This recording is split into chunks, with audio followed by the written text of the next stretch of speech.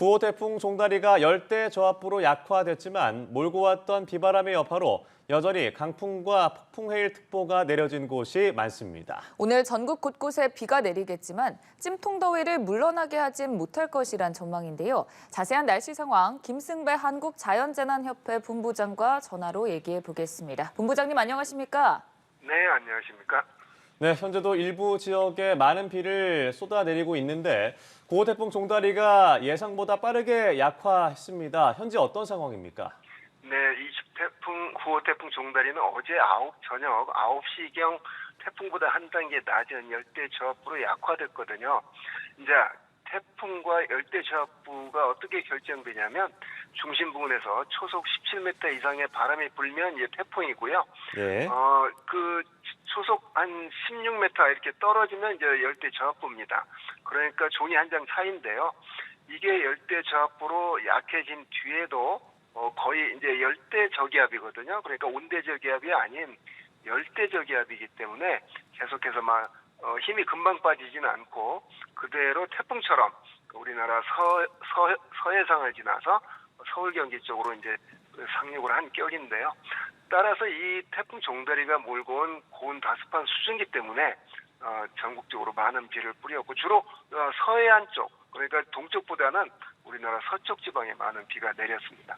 네, 그러면 그 서쪽 지역에 좀 어느 정도로 영향을 끼쳤는지 피해 상황이라든가 이런 부분도 말씀해 주시죠.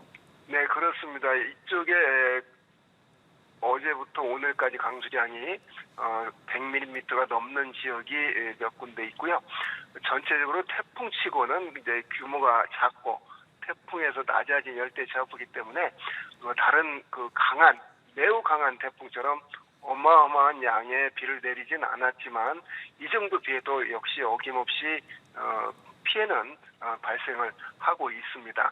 가장 많이 온 지역이 서울 경기 쪽에서는 인천이 한 72mm, 서산이 107.8mm 등 이 정도 수준의 비가 왔는데 역시 피해는 또 발생을 했습니다. 네, 게다가 이번 태풍이 연중 해수면이 가장 높아지는 백중사리 기간과 겹치면서 해안가 중심으로 강풍과 침수 피해 위험이 좀 컸는데요. 여전히 폭풍해일특보 유지되고 있지 않습니까? 네, 그렇습니다.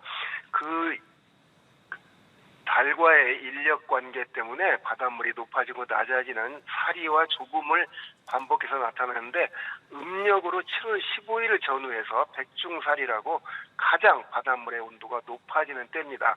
자, 바닷물의 온도가 높아지는 때 이렇게 태풍을 만나게 되면 많은 비가 내리고 그러면 내린 비는 강을 따라서 바다로 빠져나야 되는데 바닷물이 높기 때문에 이제 강물이 빠지지 못하면 역시 그 많은 비로 침수 피해가 발생하는데 지금이 이제 그런 기간이거든요. 그래서 이제 그런 피해도 우려가 되는 그런 상황입니다. 네, 비의 양이 적지 않아서 산사태 피해도 우려가 되는 상황입니다. 어제 산림청이 위험 지역에 긴급재난 문자를 보내기도 했는데요. 비가 그치더라도 산사태 계속 대비가 필요하겠죠? 그렇습니다. 이 많은 비가 내리면 특히 경사면이 있는 산 지역은 토사가 물러져서 밀려 내려가는 쓸림 현상이 발생을 하는데 산사태죠.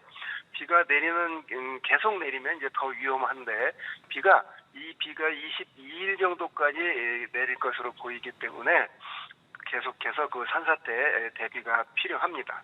네, 무엇보다 좀 선제적으로 대비하는 게 필요하잖아요. 어떤 점들을 주의하면 좋겠습니까? 네, 산사태에 관해서는 산사태가 발생할 가능성이 있는 조짐이 있으면 좀 전조현상이 있거든요.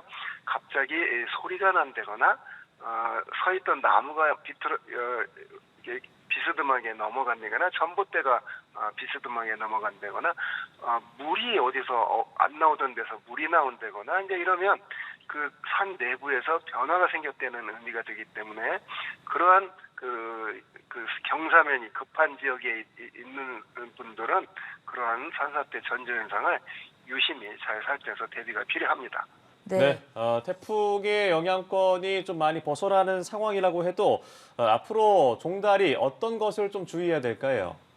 네, 이 태풍이 갈수록 온대 저압부가 갈수록 힘이 약해지는 건 분명합니다.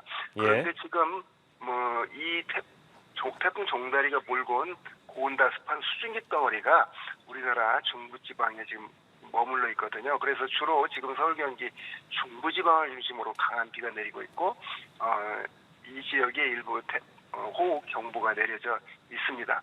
앞으로 이 태풍 열대 저하부 영향권에서 완전히 벗어날 때까지는 그러니까 내일까지 비가 이어질 것으로 전망이 되기 때문에 예. 비 피해 없도록 각별히 조심을 해야 되겠고, 특히 아까 말씀드렸듯이 해안가 침수 각별히 유의를 해야 됩니다.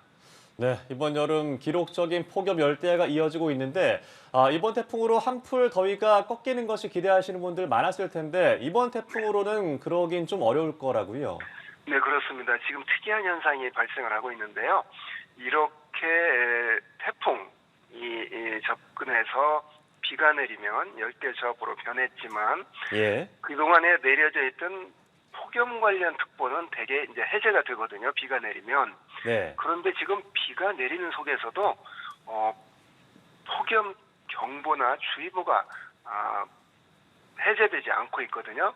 폭염 경보 지역이 폭염 주의보로 한 단계 낮춰지는 이제 그런 어떤 그 폭염 특보는 발령이 됐지만 해제가 안 되고 있습니다. 무슨 의미냐면 이 비가 오면 기온이 약간 떨어진 건 분명합니다. 그러니까 비가 오지 않을 때보다는 기온이 1, 2도 정도 떨어졌는데 이 태풍이 몰고 온 고온다습한 공기가 우리나라를 덮으면서 폭염특보마저도 해제가 안 되는 그런 상황인데 비가 멈추는 22일 뒤에도 폭염특보는 당분간 지속될 것으로 보입니다.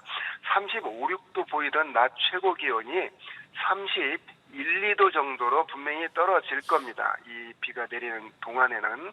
그런데 밤 기온이 떨어지지 않는 수증기가 많아서 매우 습하기 때문에 열대야는 비가 오는 속에서도 계속 나타나는 지역들이 있을 거고, 서울도 오늘 아침 비가 오는데도 불구하고 아침 최저가 27도로 또 열대야 기온가 그대로 이어지고 있는 상태입니다. 네, 말씀 들어보면 한동안 이 무더위가 지속된다고 생각이 되는데 사실 내일이면은 절기상 가을이 시작된다는 처소잖아요. 네네. 언제쯤 정말 가을이 오는 걸까요? 그러니까 비가 오에도 불구하고 후덥지근함을 느끼는 그런 상태거든요. 기온이 약간 떨어지지만 가을이 왔다 이런 느낌을 받으려면 좀 우리가 아침 저녁으로 선선함을 느껴야 되는데 그게 당분간 오지 않을 것으로 보입니다. 그 원인이 태풍이 좀 강한 게 와서 완전히 한반도 주변에 기압 배치를 뒤에 흔들어 놓으면은 북쪽에서 찬 공기가 내려오고 그럴 가능성이 높은데, 태풍치고는 아주 미니급의 약한 태풍이 오히려 비만 내려서 습도를 더 높여놨거든요. 그래서 가을이 옴을 느끼게 될 정도 되려면 북쪽에서 찬 공기가 내려와야 되는데 적어도 앞으로 한 일주일 이내에서는 그러한 서늘함을 느끼는 찬 공기가 내려올 가능성이 없기 때문에 이러한 그 더위는 당분간 지속이 된다 이렇게 봐야 되겠습니다. 네, 일단 그럼 8월 말까지는 이런 더위가 이어진다는 말씀이신데 네. 9월쯤 되면 또 태풍 시즌이 되지 않습니까? 올해 태풍은 어느 정도로 좀 예상이 되나요? 네, 그렇습니다. 지금 8월 하순에 들어가는데 9호 태풍이거든요. 9개밖에 발생을 안 했거든요. 그런데 오늘로부터 한 열흘 정도 이내에 수치 예보 모델을 보면은 당분간 그 태풍이 발생할 그런 어떤 조짐은 보이지 않고 있거든요. 태풍 발생 구역에서는 태풍 전 단계인 열대저하부는 계속해서 연달아 발생을 합니다. 그런데 그게 태풍으로 이렇게 더 강해지는 그런 그 모의를 하고 있지 않는 것으로 보면 당분간 태풍 발생은 좀 어렵지 않나 이렇게 보여집니다. 그런데 그럼에도 불구하고 이제 9월이 되면 1년 중 바닷물의 온도가 가장 높은 때거든요. 하지 때 오는 태양에서 오는 많은 에너지가 대기는 한 8월 달이 가장 뜨겁고 바닷물은 9월 달이 가장 뜨거운 그런 현상인데 이렇게 바닷물이 따뜻하면 태풍이 이제 늘 언제든지 발생할 수 있는 조건을 충분히 갖추고 있다는 의미거든요. 그래서 9월에 태풍이 분명히 지금까지 발생하지 않은 태풍 적자를 만회하기 위해서라도 분명히 어떤 자연은 늘 어떤 형평성을 유지하거든요. 그래서 9월이 되면 태풍이 비교적 많이 발생을 하고 10월 초까지도 태풍은 발생을 해서 우리나라에 영향을 줄 수 있습니다. 그래서 앞으로 발생하는 태풍 정보 예의주시해야 되겠고요. 지금 시점에서 금방 태풍이 또 발생한다 이제 이런 정보는 없습니다. 네. 네, 무엇보다 선제적인 대비가 필요하겠습니다. 그리고 이번 여름에는 폭염으로 온열 질환자가 많이 발생하고 있잖아요. 건강 관리 어떻게 하면 좋을까요? 네, 그렇습니다. 폭염도 재난으로 선포가 지정이 됐거든요. 그래서 이 폭염 현상이 나타나면 다른 어떤 재해처럼 예를 들면 강물이 넘친다거나 강한 바람이 분다거나 파도가 높게 있는 이렇게 눈에 보이는 현상이 아니거든요. 폭염은 소리 없는 살인자라는 별명이 있습니다. 이렇게 폭염 때는 개인들이 개인 그런 건강 관리를 하면 그 폭염으로 피해로부터 안전할 수가 있습니다. 그러니까 냉방이 잘 되는 곳에 머물러야 되겠고 부득이 야외 활동을 하시는 분들은 그 도시에서의 공사 작업장 이런 데서는 냉방 조끼를 착용한다거나 물을 수시로 마셔서 일사병, 열사병 피해를 예방을 해야 되겠고요. 예. 농촌 지역에서는 나홀로 농사일을 하면 안 됩니다. 어지러움증이 있을 때 옆에 구조를 받지 못하거든요. 2인 1조로 이제 가급적 아침 저녁으로 기온이 약간 낮을 때 이제 작업을 해야 됩니다. 특히 축산 농가 또 양식 농가 이런 그 수온 관리, 축사 온도 관리에 각별히 신경을 써야 되는 그런 어떤 그 폭염 기간입니다.